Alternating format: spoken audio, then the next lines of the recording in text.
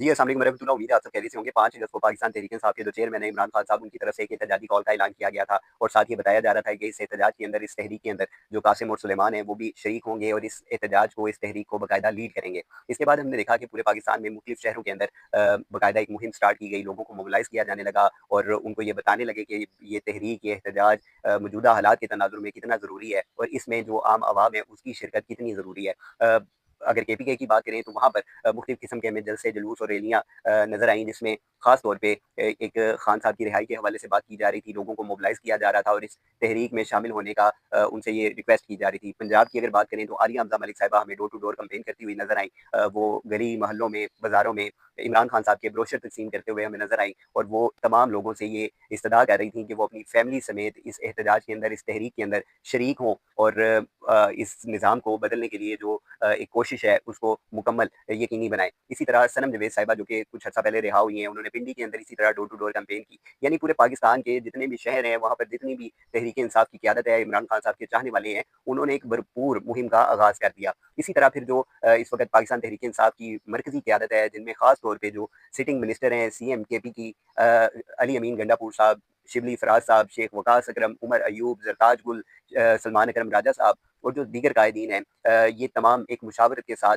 इस तहरीक को मज़ीद तूल देने के लिए पंजाब का रुख करते हैं, लाहौर का रुख करते हैं और हम ये देखते हैं कि एक बड़े काफ़िलों की शक्ल में लोगों की एक कसीर तादाद के साथ ये लाहौर की तरफ सफ़र करते हैं और रास्ते में जिस तरह लोग इनका इस्तकबाल करते हैं, वो मनाज़िर यकीनन काबिल-ए-दीद होते हैं और सारी जितनी भी पाकिस्तान तहरीक-ए-इंसाफ के वर्कर थे, जो आम आवाम थी, वो बड़ी सरप्राइज़ थी कि ये जिस तरह इस वक़्त ये काफ़िले लाहौर का रुख कर रहे हैं, तो यकीनन एक बड़ी जो पेशरफ़्त है खान की रिहाई के हवाले से, एहतजाजी तहरीक के हवाले से, वो हमें सामने नज़र आएगी। और जब ये तमाम लोग लाहौर की तरफ रुख करते हैं, रास्ते में जिस तरह की ये वीडियोज़ और फुटेजेज़ बना रहे हैं, जिस तरह ये मौजूदा निज़ाम को, मौजूदा हुकूमत को, फारम 47 वाली को ललकार रहे हैं, उनको बता रहे हैं कि हम तुम्हारी ईंट से ईंट बजा देंगे, हम ये कर देंगे, हम वो कर देंगे। इन सब का जो रुख होता है वो लाहौर में एक फार्म हाउस के अंदर जाता है, जो कि मिर्ज़ा अफरीदी साहब का फार्म हाउस होता है और ये मिर्ज़ा अफरीदी साहब वही हैं जो कि 9 मई के बाद पाकिस्तान तहरीक-ए-इंसाफ से लाताल्लुकी का ऐलान कर चुके थे, अपने हाथ खड़े कर चुके थे। वो इनके फार्म हाउस का रुख करते हैं और वहाँ पर ये तमाम जितने भी पार्लियामेंटेरियन है, वहाँ पर ये बैठते हैं और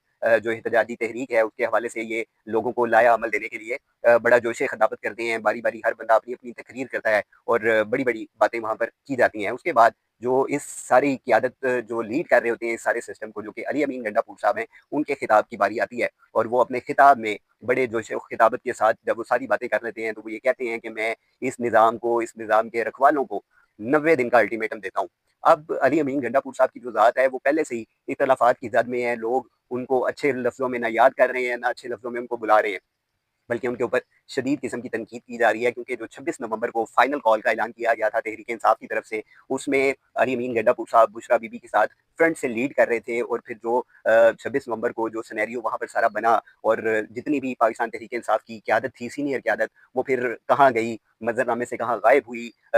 इस्लामाबाद डी चौक से ये लोग किस तरह एक दूसरे से अलग होकर फिर ये कहाँ-कहाँ गए, वो सारे वर्कर जानते थे। और फिर जिन लोगों ने वहाँ पर शेलिंग फेस की, जिन लोगों ने वहाँ पर लाठीचार्ज बर्दाश्त किया और ख़ास तौर पर जब वहाँ पर सीधी गोलियाँ मारी गईं, तो जो लोग वहाँ पर मौजूद थे, वो यकीनन अली अमीन गंडापुर साहब को और दीगर कायदीन को बड़े सख्त लफ्ज़ों में याद करते हैं। और इस बार भी चूँकि ये 5 अगस्त की जो एहतजाज की कॉल थी, ये इमरान खान साहब की तरफ से दी गई थी, तो इस एहतजाज की कॉल के बाद जो उन्होंने 90 दिन का एक अल्टीमेटम दिया, तो यकीनन जितने भी पाकिस्तान तहरीक-ए-इंसाफ के चाहने वाले हैं, जो वर्करान हैं, वो उन्होंने एक गम-ओ-गुस्से का इज़हार किया और उन्होंने अली अमीन गंडापुर साहब से ये मुतालबात किए कि वो किस मद में 90 दिन का टाइम देकर आ गए हैं। पंजाब की अगर बात करें तो जो चीफ़ ऑर्गेनाइज़र पंजाब हैं आलिया हमज़ा मलिक साहिबा, उनकी एक शेख वकास अकरम साहब की जो गुफ्तगू है आलिया हमज़ा मलिक साहिबा के बारे में, वो एक रिकॉर्डिंग भी मंज़र यहाँ पर आती है, जिसमें वो बता रहे हैं कि ये मीडिया की एक पॉपुलैरिटी गेन करने के लिए ये आगे बढ़ती हैं और ये सारी बातें शेख वकास अकरम साहब कर रहे थे। तो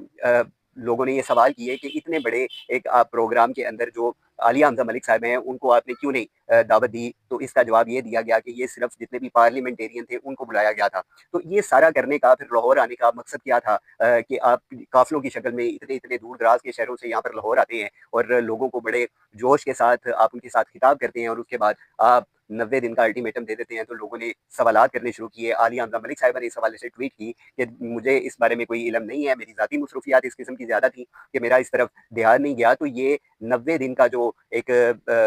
सिनेरियो सामने आया है, वो कहाँ से आया और वो किसने दिया? तो यकीनन ये अली अमीन गंडापुर साहब ने अपना मौक़िफ़ एक सामने रखा और उसके बाद मीडिया में जो लोग थे उन्होंने काफ़ी सख्त सवाल उनसे किए। अब ये मसला रहा है हमेशा से तहरीक-ए-इंसाफ़ का कि जब भी कोई हकीकतन इमरान खान साहब की नज़रिए को लेकर मुख़लिस होकर आगे बढ़ने की कोशिश करता है, खान साहब की रिहाई के लिए मौसर आवाज़ बनने की कोशिश करता है, तो उसके खिलाफ बाकायदा लॉबिंग की जाती है और अभी यही सीन आलिया हमज़ा मलिक साहिबा के साथ किया जा रहा है और अफ़सोस के साथ कि जिसके पास भी 100-50 बंदा होता है, वो खान की रिहाई के लिए अपना एक एजेंडा सामने रखने की कोशिश करता है। वो तमाम आवाज़ें जो अभी कुछ अर्सा पहले हमें बड़ी मौसर तरीके से सामने आती हुई नज़र आ रही थी, लोगों को ललकारते हुए नज़र आ रहे थे कि अब नहीं तो कब हमें खान चाहिए और ये कर देंगे, वो कर देंगे। वो तमाम आवाज़ें आहिस्ता-आहिस्ता करके मद्धम पड़नी शुरू हो गई। एक सरगोदा की जंग से ताल्लुक़ रखने वाली एक शख्सियत हैं जिनका नाम है फ़ारूक जमील गुज्जर साहब। वो भी मंज़र-ए-आम से काफ़ी अर्सा गायब रहे। अभी कल उनकी एक वीडियो फुटेज सामने आई है जिसमें वो उनकी जो जंग की जो क़यादत है उसमें उनका कोई जो किरदार है उस हवाले से उन्होंने बात की। फिर इसी तरह मियाँ इबाद फ़ारूक साहब थे जो कि 2 साल की मिलिट्री कस्टडी के बाहर आए थे और उसके बाद उन्होंने एक बड़ा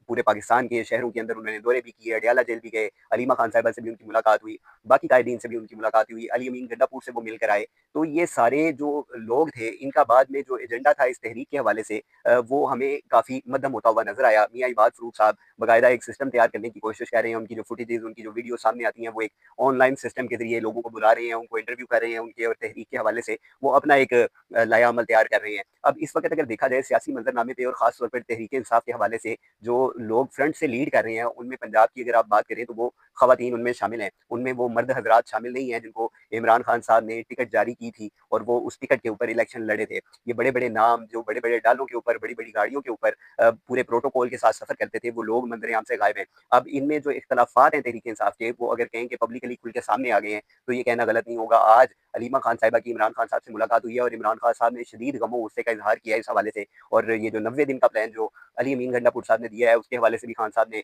काफ़ी ज़्यादा एतराज़ात किए हैं और साथ उन्होंने ये कहा है कि मैं जो अब ट्वीट करूँगा, वो तमाम लोग उस ट्वीट को रीट्वीट करें। दूसरा ये कि ये जो इस वक़्त सीन सारा बना हुआ है और जिस तरह की ये एहतजाजी तहरीक आगे बढ़ाने की कोशिश की जा रही है, तो साथ ही इमरान खान साहब ने ये कहा है कि इस वक़्त जितने भी आपके ज़ाती इख्तिलाफ़ात हैं, उनको ख़त्म करें, एक पेज के ऊपर आएँ और जो लोग मेरे समेत कैद हैं, जितने भी लोग जो कि एक अरसे से कैदोबंद की सौतें बर्दाश्त कर रहे हैं, उनकी रिहाई के लिए अपना किरदार अदा करें। इस तहरीक को जो कि 5 अगस्त को शुरू होनी है, इस पे मुकम्मल अपना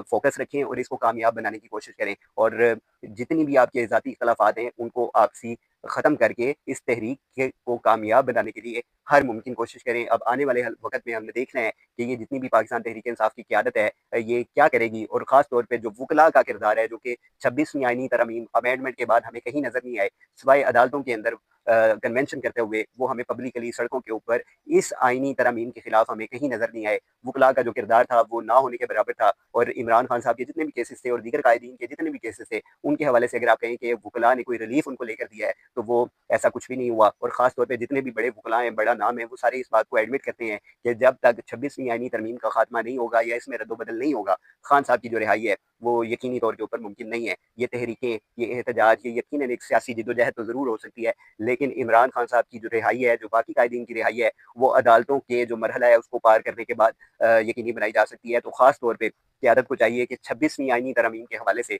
जो अपना मौक़िफ़ है, जो अपनी कोशिश है, वो सामने लेके आएँ, लोगों को एक्टिवेट भी करें, उनको मोबिलाइज़ भी करें, सियासी जिद्दोजहद भी करें, लेकिन ख़ास तौर पे ये 26वीं आईनी तरमीम है, इसको हर मौके के ऊपर चैलेंज करने की कोशिश करें ताकि निज़ाम के अंदर कुछ तब्दीली जो है वो वाक़या हो सके। जज़ाकल्लाह।